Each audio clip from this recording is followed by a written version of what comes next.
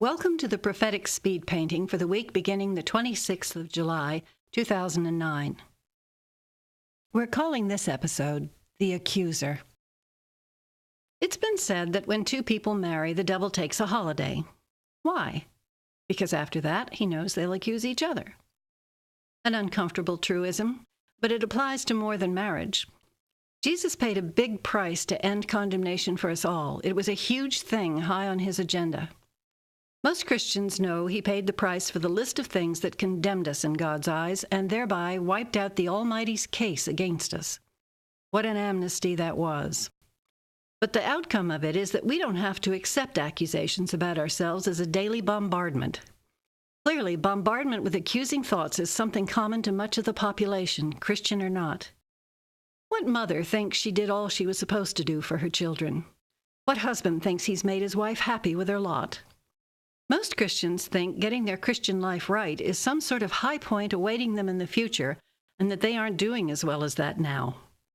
Apparently, something like a third of all teenagers have contemplated suicide at some point, convinced things in their life are beyond hope, and that they're not fit to live. It isn't for nothing that the Bible calls the enemy of mankind the accuser of the brethren. Under his influence, we all carry a profound sense of being either too much or not enough, unbacked and faulty in a world that seems to want too much from us. We think we ought to do better or more. When Adam and Eve came under the influence of the enemy, one of the first things they felt was uncovered. In truth, they'd come out from under the cover of their father and under the economy of the devil, and under him they felt unbacked and exposed to anything that wanted to get them, seemingly the whole of the planet, and that survival was down to them winning the fight. We were shaped in that fallen way of things, and partly the accusations stick because we still carry the conviction we're supposed to try with everything we've got to succeed, that the outcome to everything is down to us. But Jesus has placed us back under the Father, covered for by the one who cares for us. We are backed in everything we attempt, covered for in every run we feel we have to make, covered for every failure.